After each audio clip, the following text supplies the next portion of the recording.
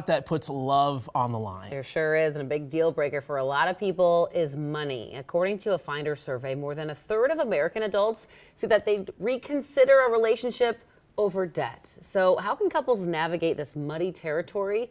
Michelle Beck finds out. Money, of course, doesn't grow on trees.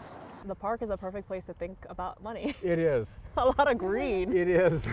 Then I go around the lake. Maybe that's why Stephen Trost, I am married. I've been married for 48 years. the Hartmans, 22. It'll be 23 in July. Yeah. or anyone who's been part of a pair Oh, yes. may tell you money also rots relationships. When I've seen some of my siblings whose marriages didn't survive, it was financial.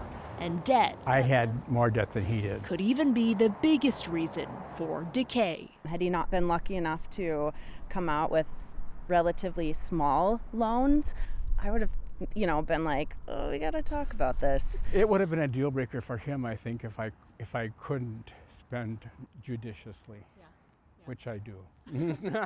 Debt is a big issue and it causes a lot of big emotions. Financial coach Annie Hansen doubles as a relationship coach. The first thing that you want to do is find out more information. When borrowing becomes a burden, discuss how much debt, why, and what your partner is doing about it. The person who does not have the debt usually feels a lot more confident if they can see that the person who has debt is somewhat in control of it and has a plan for addressing it. But tread lightly. The conversations are no walk in the park. When people are fighting about money, they're usually talking about numbers, but it's really the underlying emotional reactions that you're having to money. It's about how that makes you feel as a person or how you feel about your contribution to the relationship. So see where the other person is coming from by sharing your first memories with money. He had come from a family where the father had died young and left his mother without a lot of money.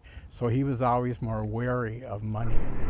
If lifelong companionship is in spite of the differences, In fact, he actually paid off my student loans when we met. it can mean accepting the differences, even the financial ones. Really just almost finished paying those off a couple years ago. Debt doesn't have to be a deal breaker, but sometimes should it be? I think that's always an option that people have. There are also going to be some clear indications that maybe your partner isn't ready to do that. Michelle Beck, KARE 11 News. Does make for awkward conversations. Just look at the family tree. We got any rich relatives that we It's the easiest way to go. But no, awkward conversations and difficult conversations are important in relationships. I feel like if you already love them too, you kind of just take it on. Yeah.